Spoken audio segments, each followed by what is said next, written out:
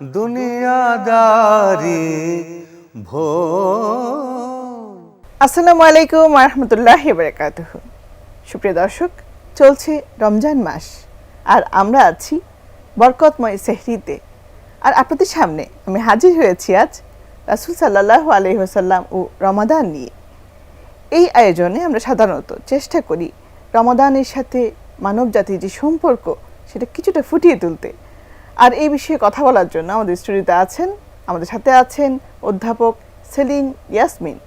আসসালামু আলাইকুম ওয়া রাহমাতুল্লাহি ওয়া বারাকাতুহু। ওয়ালাইকুম আসসালাম ওয়া রাহমাতুল্লাহি ওয়া বারাকাতুহু। সুপ্রিয় দর্শক, আপনাদের সাথে আছি আমি নুসরাত তামান্না ফারুকী।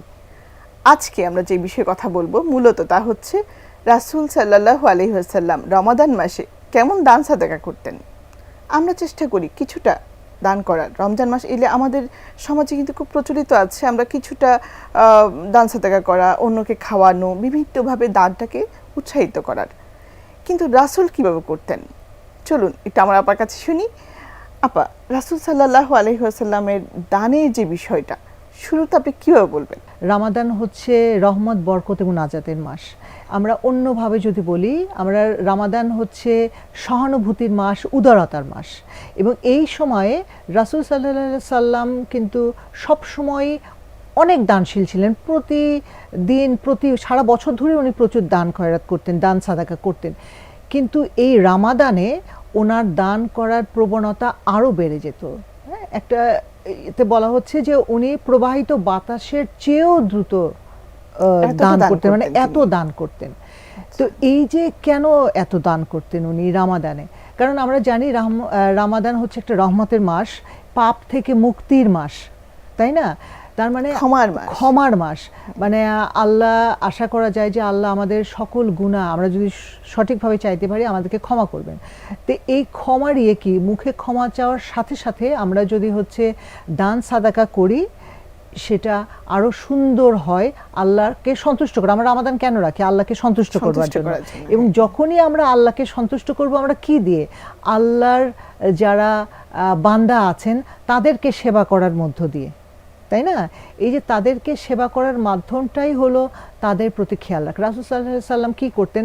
এই সময় যারা অভাবী ছিলেন, যারা এতিম ছিলেন, যারা অন্যান্য বিভিন্নভাবে ঋণগ্রস্ত ছিলেন, আত্মীয় স্বজন, সবাইকে উনি হচ্ছে দান করতেন।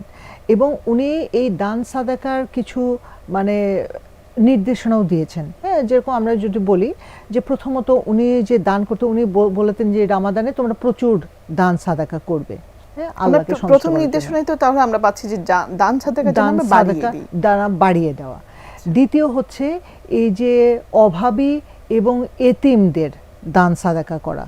হ্যাঁ, এটা একটা গুরুত্ব দিচ্ছে, কারণ হচ্ছে অভাবী যারা আছেন, যারা কষ্ট পাচ্ছে, তাদের দান সাদাকার ব্যাপারটা যেমন তাদেরকে। তারপরে আরেকটা হচ্ছে যে ইফতার করানোর মাধ্যমে দান সাদাকা, ইফতার বা সাহরি করানোর মাধ্যমে। হ্যাঁ, যারা অনেকে আছেন যে ইফতারে কি করবেন বা সাহরিতে কি করবেন সেই সংস্থান নেই। হ্যাঁ, তো আমরা যদি কারো ইফতার করানোর ব্যবস্থা করি, সাহরি করানোর ব্যবস্থা করি, হ্যাঁ, সেটাও একটা দান সাদাকার নির্দেশনা উনি দিয়েছেন।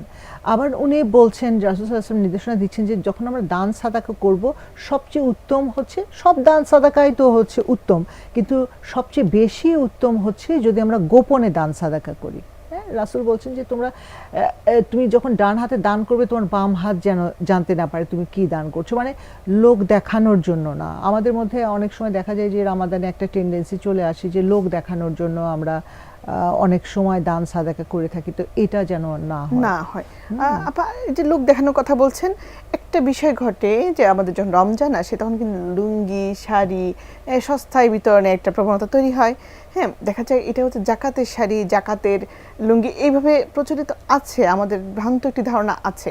তো এইভাবে করে যে জাকাতটা দেওয়া হয়, হ্যাঁ, এই যে দানের নামে জাকাতটা কিন্তু রমজান মাসে দেওয়া হচ্ছে। মানে জাকাত দেওয়া তো ভালো, রমজান মাসে দিলে বহুগুণ বৃদ্ধি পাচ্ছে সব, সেই বিষয়টা এবং এই যে লুঙ্গি এবং শাড়ি দেওয়ার যে প্রবণতা, এই দুটার মধ্যে আসলে কি সমন্বয় হচ্ছে কিনা, আমাদের যে দানটা আমরা করছি সেটা কি সঠিক হচ্ছে কিনা? আসলে মানে জাকাত তো আমাদের একটা ফরজ ইবাদত, আচ্ছা। যেটা আমাদের করতেই হবে এবং বলা হয় যে এটা হচ্ছে তৃতীয় স্তম্ভ, আমাদের যে 5টা স্তম্ভ আছে তার মানে তৃতীয়টাই জাকাত। কেন তৃতীয়টা জাকাত? কারণ যতবার আল্লাহ পবিত্র কোরআনে নামাজের কথা বলেছেন তার বেশিরভাগ জায়গায় সাথে জাকাতের কথাও বলেছেন, মানে জাকাত এত গুরুত্বপূর্ণ। এবং জাকাত এমনভাবে দিতে হবে, এমন ব্যক্তিকে দিতে হবে যাতে করে ওই ব্যক্তিটি পরবর্তী বছর বা তার 2 বছর বা 3 বছরের মধ্যে সে নিজেই জাকাত দেওয়ার জন্য তার সামর্থ্য হয়। এখন আপনি এই যে বললেন যে জাকাতের শাড়ি, জাকাতের লুঙ্গি বলে আমরা যেভাবে দেই, আসলে জাকাতের শাড়ি লুঙ্গি মানে কি, ওটা কিন্তু আমি ব্যবহার করছি না ওরকম। তো যেটা আমি নিজে ব্যবহার করার মতো উপযুক্ত মনে করছি না সেটা আমি দান করছি।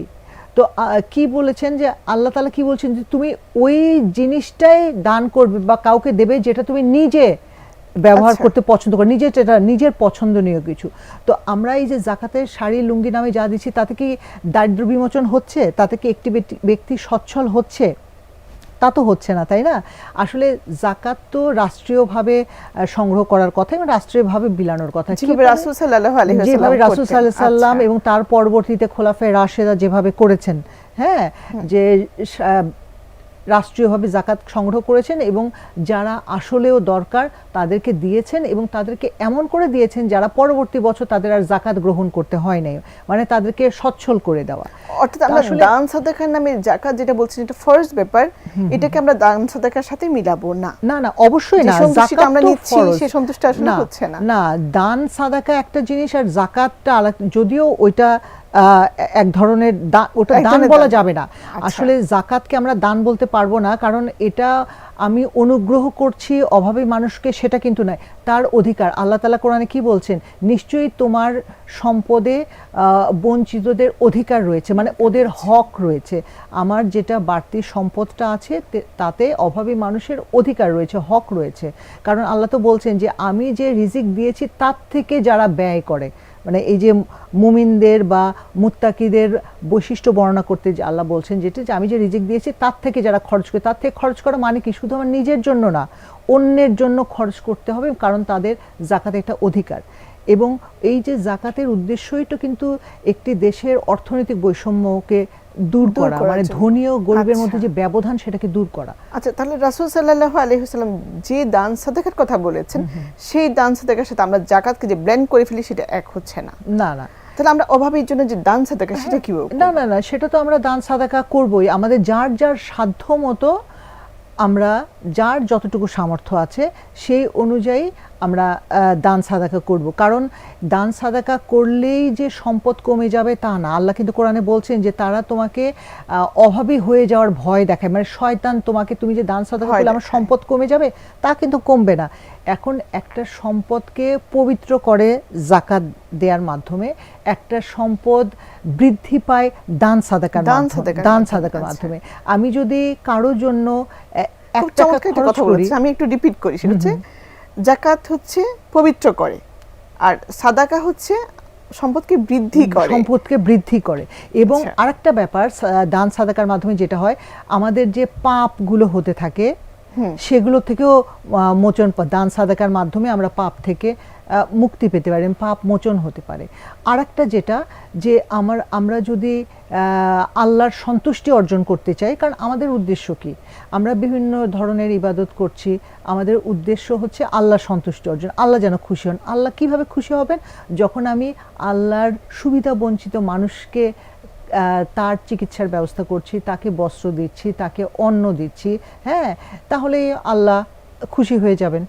আসলে আমাদের মধ্যে একটা কনসেপ্ট আছে, দান বলতে আমরা শুধু খাবারটাকে মনে করি, তাই না? আর কিছু টাকা পয়সা দিলাম এটুকু। যে আপনি বলছেন যে কারোর জন্য কিছু ব্যবস্থা করে দেওয়া, তারপর বলছেন চিকিৎসার ব্যবস্থা করা, এই ব্যাপারে তো আমরা ভাবছি না এভাবে। হ্যাঁ, কিন্তু এটা একটা বিশাল ব্যাপার। আবার এরভাবে দান হতে পারে যে একটা অভাবী ছেলে, মেধাবী ছেলে, সে পড়াশোনা করতে পারছে না, তো তার আপনি পড়াশোনার খরচটা দিলেন, আপনি তার ভর্তির ইউনিভার্সিটি, এরকম রিসেন্টলি কিছু ঘটেছে যে একটা মেয়ে, একটা রিক্সাওয়ালার মেয়ে, মানে সে একটা আমাদের পাবলিক একটা মেডিকেল কলেজে সে চান্স পেয়েছে, প্রচণ্ড মেধাবী, না হলে এটা পাওয়ার কথা না, তো তারপর সে ভর্তি হতে পারছে না। তখন কি করা হলো, একটা আয়োজন করা হলো যে আমরা কিছু মিলে ওকে ভর্তির ব্যবস্থা করে দিই, হ্যাঁ, হ্যাঁ, ওকে ভর্তির জন্য সাহায্য করি। তারপর আমরা কি করতে পারি যে আমরা এই যে ওর প্রতি মাসে যে খরচটা লাগবে, আমরা চাইলেই কিন্তু ওটা একজন যদি আমি যদি 20 জন দায়িত্ব নেই, আমি 1000 টাকা যদি দেই, তার মানে 20,000 টাকা হয়ে যাচ্ছে। 1000 টাকা আমার কাছে কিছুই না হয়তো এক মাসে, কিন্তু মেয়েটার একটা বড় একটা উপকার হয়ে যাচ্ছে। তো এইভাবে কিন্তু আমরা দান সাদাকা করতে পারি। হ্যাঁ, শুধু আমরা রাস্তায় দাঁড়িয়ে 5 টাকা 10 টাকা আমাদের মধ্যে যে রমজান মাসকে কেন্দ্র করে কিন্তু আমরা দান সাদাকা করি, তো রমজান মাসে প্ল্যান করে সারা বছর সেটা মেনটেন করা যায়। হ্যাঁ, অবশ্যই করা যায়। আমরা রামাদানে প্ল্যান করলাম, কারণ রামাদানে তো আসলে সব কাজ যেটাই আমরা করি না কেন বহু গুণ বেশি সওয়াব পাওয়া যায়, তাই না?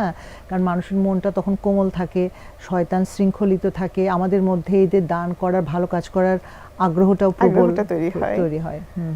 খুব ভালো কথা বললেন, সেটা হচ্ছে শয়তান তো শৃঙ্খলিত থাকে, মানুষ চাইলে অনেক ভালো কাজ করতে পারে। বিশেষ করে দান সাদাকা দিয়ে আমাদের সমাজের যে খারাপ দিকটা আমরা কিছুটা হলেও লাঘব করতে পারি, তাই না? শুধু খাবার না, এই যে বলছেন ভর্তি, আমরা যে পথ কিছু শিশুকে যদি লেখাপড়ার দায়িত্ব নিতে পারতাম, তাহলে হয়তো অনেকভাবেই আমার সমাজে আমরা অবদান রাখতে পারতাম। রাসূল সাল্লাল্লাহু আলাইহি ওয়াসাল্লাম তার সমাজে করে হয়তো এইভাবে করেই তো অনেক কিছু আমাদের জন্য নির্দেশন রেখেছেন। আপনার কাছে কি মনে হয় যে আমরা বর্তমান সমাজে কি রাসূল সাল্লাল্লাহু আলাইহি ওয়াসাল্লামের মতো করে কি আমরা কিছু পারবো? আমাদের যদি নিয়ত থাকে তাহলে আমরা অবশ্যই রাসূলের যুগে যেভাবে হয়েছে, তার খলিফাদের যুগে যেভাবে হয়েছে, তার পরবর্তীতে অবশ্যই আমরা পারবো। সেই নিয়তটা আমাদের থাকতে হবে, তাই না? সেই সৎ উদ্দেশ্যটা আমাদের থাকতে হবে। এবং যদি আমরা সৎ উদ্দেশ্যে কোনো কিছু করার চেষ্টা করি, আল্লাহ তো আছেনই আমাদেরকে সাহায্য করার জন্য। আল্লাহ মানে আমি একটা ভালো কাজ করতে যাব আর আল্লাহ আমাকে সাহায্য করবেন না, এরকম তো হবে না। এই যে একটু বললেন যে সম্পদকে বাড়িয়ে দেওয়া যায় যদি আমরা দান করি, অবশ্যই। এবং আমরা যদি, এবং একটা টেন্ডেন্সি আমাদের তৈরি করতে হবে যে আমার তো এত, স্বাভাবিকভাবে সাধারণ মানুষের মধ্যে দেখি যে আমার তো এত অর্থ সম্পদ নেই, আমি কি থেকে দান করব। হ্যাঁ, তো এরকম আমরা অনেক সময় ভাবি যে আমার তো এত টাকা নেই, নিজেরই অভাব। এই অভাব বোধটা কিন্তু শয়তানি আমাদের মধ্যে মানে তাড়িত করে, আমাদের নফসকে করে যে এই যে অভাব, তুমি দান করবে কোথা থেকে। কিন্তু আমি যদি ভাবি যে আমি মাসে এই 30,000 টাকা ইনকাম করলাম, আমি যদি একটা বক্স ঠিক করি যে এখান থেকে আমি 1,000 টাকা আমি রাখবো, 1,000 টাকা কিন্তু কমে যাবে না। পরবর্তীতে আমি দেখব যে আমার ওখান থেকেই ওটা কিভাবে আল্লাহ দেবেন। আল্লাহ কিন্তু কোরআনে বলছেন, যে অনেক জায়গায় বলেছেন যে কিভাবে তোমার রিজিক আসবে, কিভাবে তোমার সম্পদ বৃদ্ধি পাবে, কিভাবে তোমার ব্যবস্থা করব, যেটা তুমি কল্পনাও করতে পারছো না। তো আমার তো ওই ইন্টেনশনটা আগে থাকতে হবে, মনের সেই দৃঢ়তাটা থাকতে হবে যে আমি সাদাকা করবই, আমার যা আছে সেখান থেকেই আমি সাদাকা করব। এবং আমার প্ল্যান করে, পরিকল্পনা করে করতে হবে যে আমি সাদাকাটা কোথায় করব, কাকে দিলে কার বেশি উপকার হবে। আচ্ছা, এই ব্যক্তিটা চোখ দেখাতে চায়, আচ্ছা আমি 1,000 টাকা দিই, তার ডাক্তারের ফিটা দিয়ে দিই, তারপর 200 টাকার হয়তো চোখের ওষুধ লাগবে, আমি দিয়ে দিই। এই এতটুকু করলেই কিন্তু তার একটা উপকার হয়ে যাচ্ছে। এইভাবে আসলে পরিকল্পনা করে আমাদের ছোট আশেপাশে যারা আছেন, হ্যাঁ, দারোয়ান আছেন, আমাদের বাসায় যারা সাহায্য করছেন, তাদেরকে আমরা সাহায্য এইভাবে কিন্তু আমরা সাহায্য করতে খুঁজে, আমাদের নিকটবর্তী আত্মীয়স্বজনও আছে হয়তো অনেকে, তাই না? এবং নিকট আত্মীয়রা কিন্তু অনেক সময় চাইতে পারে না। হ্যাঁ, তারা চান না, লজ্জা বোধ করেন, চাইতে পারেন না, চান না। কারণ ওই তো রাসূল সাল্লাল্লাহু আলাইহি ওয়াসাল্লাম বলছেন না যে মিসকিন তো সে নয় যে তোমার কাছে সাহায্য চাইলো, 2-1 লোকমা খাবার পেয়ে সে চলে গেল। মিসকিন সেই ব্যক্তি যার অনেক রকমের অভাব বোধ আছে, কিন্তু অন্যের কাছে বলতে সে লজ্জা বোধ করে, চায় না সে, কিন্তু তার প্রয়োজন আছে। তো এরকম চাইলেই কিন্তু আমরা আত্মীয় স্বজন, বন্ধু বান্ধব, পাড়া প্রতিবেশী বা কাছের যারা আছেন, খুব সহজেই তাদেরকে আমরা খুঁজে পেতে পারি। এবং খুঁজে পেয়ে আমি যদি তাদের প্রয়োজনটা জানি, অনেক সময় গল্প করতে করতে প্রয়োজনটা জানাই যায় যে কার কি প্রয়োজন, সেই ব্যাপারটা কিন্তু চাইলেই আমরা এই রামাদানে আমরা কি করতে পারি যে মানে কাউকে হয়তো 15 দিনের বা 10 দিনের যদি সামর্থ্য থাকে, 1 মাসের ইফতার সামগ্রী বা সাহরির সামগ্রী আমি দিয়ে দিলাম। এটা রমজান মাসেই তো করতে পারি, রমজান মাসে করতে পারি, খুব সহজে করতে পারি না? আমি যখন আমার রামাদানের বাজার করেছি, তখন আমি যদি এরকম প্ল্যান থাকে আমার যে আমি আরেক প্যাকেট বেশি বাজার করব, করে যার প্রয়োজন আছে আমার কোনো এক আত্মীয়র বাসায় পাঠিয়ে দিলাম, বা আমার বাসায় যে আমার কাজে সাহায্য করছে, সে অল্প বেতন পাচ্ছে, তার বাসার ইফতারের ব্যবস্থাটা আমি করে দিলাম। হ্যাঁ, সুবহানাল্লাহ। আসলে এইভাবে আসলেই আমাদেরকে সম্ভব, পরিকল্পনা আসলেই সম্ভব। আমরা আসলেই just সম্ভব, ভাবতে পারলে সম্ভব। ভাবতে পারলেই সম্ভব, ভাবতে পারলে আপা এই যে বিষয়টা বলছেন খুব সুন্দর করে বললেন যে আমরা যদি বা ভাবি তাহলে আমাদের নিকট আত্মীয় বলে আমার আপনজন আশেপাশে যারা আছে তাদেরকে আমরা পারি। অবশ্যই। পরিবারকে আমি কিভাবে শিখাবো এই যে বিষয়টা, এই যে একটা সিস্টেমের কথা বলছেন, এই সিস্টেমটা যদি আমি চালু করতে চাই আমার পরিবারে আমি কিভাবে করবো, আমার সন্তান কিভাবে শিখাবো? আসলে সন্তানকে আমি কিভাবে শেখাবো? বাচ্চারা কিন্তু খুবই কোমল হৃদয়ের হয়, হ্যাঁ, ওরা হচ্ছে কিন্তু আমাদের মনটা অনেক দুনিয়াদারি দেখে অনেক সময় শক্ত হয়ে যায়, আমরা অনেক সময় অনেক কিছু খেয়াল করি না, কিন্তু বাচ্চারা কিন্তু এই যে এই কথা গল্পগুলো যদি ওদের সাথে শেয়ার করা যায় যে মানুষ কত কষ্ট করছে, বা ওকে একদিন নিয়ে বের হলাম আমি সন্ধ্যার অথবা পরে, যদি পরিকল্পনাটা তাকে নিয়ে করা যায় যে আমরা আচ্ছা। কিভাবে সাহায্য করতে পারি বলো, বা এটা আমরা একটা বাসায় একটা সাদাকা বক্স রাখতে পারি, হ্যাঁ, আচ্ছা, একটা সুন্দর একটা ড্রয়িং রুমের কোনায় আমি একটা বক্স রেখে দিলাম, লিখে দিলাম সাদাকা বক্স। এখন যদি বলি যে তোমার কাজ হচ্ছে এখানে সবার কাছ থেকে পয়সা নিয়ে নিয়ে এখানে ফেলা, হ্যাঁ, আচ্ছা। তো এরকম যদি করি, তা আমি প্রথম হয়তো 100 টাকা দিলাম, হ্যাঁ, তারপর দেখা যাবে যে ওর পকেট মানি থেকে বা ওর জমানো ব্যাংকে যেটা আছে ও কিন্তু অটোমেটিক্যালি সেটা দেখা যাবে যে ওখানে ফেলবে, বা বাড়িতে আচ্ছা। ওর মামা বা খালা কেউ বেড়াতে এসেছে বলবে যে এই যে সাদাকা বক্স আছে এখানে আমরা ফেলি। তারপরে ওকে দিয়েই যদি আমরা বলি যে আমরা এটা দিয়ে কিছু কি করব, কাকে দেব, হ্যাঁ, আমরা আশেপাশে যারা আছে, যারা সহায় সম্বলহীন, ওর হাত দিয়েই যদি আমরা দেয়, আসলে বাড়ি থেকেই এই মানে মানসিকতাটা, বাচ্চাদের মানসিকতাটা তৈরি করতে হবে, হ্যাঁ, যে আমরা যদি বলি যে এই ঈদে তোমার কি 3টা জামার দরকার আছে, একটা তুমি নাও, আরেকটার পয়সা দিয়ে আমরা এই যে এই দুস্থ বাচ্চাটা আছে ওর জন্য কিনি, ও কিন্তু খুব খুশি হয়ে যাবে, খুশি হবে। তো এই মানসিকতাটা তো বাড়িতে বাড়ির সদস্যদেরকে তৈরি করতে হবে, যে খুব সহজেই এটা আমরা ওদেরকে দিয়ে করাতে পারি, যে দেখা যাবে যে ও একটাতেই খুশি হয়ে যাবে, একটা ড্রেসে, মানে তার কাছে আর মনে হবে না আমার দ্বিতীয়টা প্রয়োজন, আমার প্রয়োজন, এটা মনে হবে না। কিন্তু আমরা মা বাবারা এটা কতটা শেখাতে পারছি? আমরা ভাবছি যে আমার সন্তানের এই 5টা লেটেস্ট ডিজাইনের এই 5টা ড্রেস লাগবে, আচ্ছা কি কিনবে, ওকে আমরা জিজ্ঞেস করছি তুমি কি কি কিনবে, এবার ও বলে দিল, লিস্ট দিল একটা এই দরকার, কিন্তু কখনোই বলছি না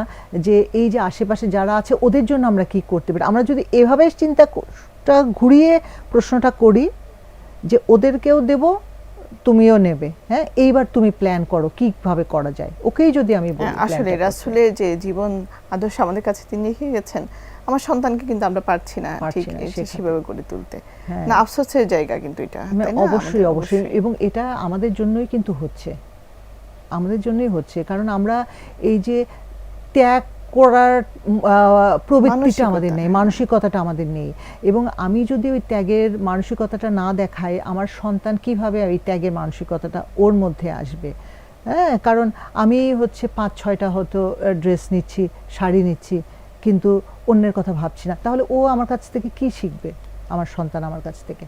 এই যে আমরা দেখছি শুধু এই না পোশাক আশাক না, আমরা খাবার ব্যাপারেও এটা করতে পারি। আমাদের দেশে দেখা যায় যে আমরা ইফতারে প্রচুর আয়োজন করি, তার অনেকই অপচয় হয়, হ্যাঁ, তো এটা আমরা বাচ্চাদেরকে শেখাতে পারি বা নিজেরাও করতে পারি যে আমরা ইফতার একটু সংক্ষিপ্ত করে আমরা বাকিটা, কারণ সংযমের মাস বলা হচ্ছে, সংযম কিসের সংযম? সকল দিক থেকে সংযম আমাদের মধ্যে আসতে হবে, যে আমরা ইফতারের কিছু ইফতার বিলি করলাম, আমার আশেপাশে যে সমস্ত বাচ্চারা রাস্তাঘাটে ঘুরছে পথশিশুদের মধ্যে, আমার বাচ্চার হাত দিয়ে আমি ইফতার একটু বিলি করলাম এবং আমরা একটু সেদিন কম খেলাম। আসলে এইভাবে আমাদেরকে নিজেদেরকে তৈরি করতে হবে, তৈরি করতে হবে ইনশাআল্লাহ। আমরা আমাদের শিশুদেরকে যেন অন্ততপক্ষে শিখাতে পারি দান সাদাকা। অবশ্যই আপা, আমাদের সময় শেষ, তাই শেষ করতে হচ্ছে। ধন্যবাদ আপনাকে। সুপ্রিয় দর্শক, আপার সাথে কথা বলছিলাম রাসূল সাল্লাল্লাহু আলাইহি ওয়াসাল্লামের দান সাদাকা নিয়ে এবং আমাদের দান সাদাকা নিয়ে। আজকের যুগে এসে আমরা কি পারছি আমাদের সন্তানদেরকে রাসূল সাল্লাল্লাহু আলাইহি ওয়াসাল্লামের শিখানো পথে দান সাদাকা বা জীবন আদর্শ তৈরি করতে পারছি না? কিন্তু সুপ্রিয় দর্শক, আসুন এই রমজানে অন্তত আমরা চেষ্টা করি আমাদের সন্তানকে কিছুটা হলেও দান সাদাকার ব্যাপারে উৎসাহ দেই, আমরা নিজেরাও আদর্শ উদাহরণ হয়ে থাকি। দেখা হবে আগামী আয়োজনে। সে পর্যন্ত সবাই ভালো থাকুন, সুস্থ থাকুন। আসসালামু আলাইকুম।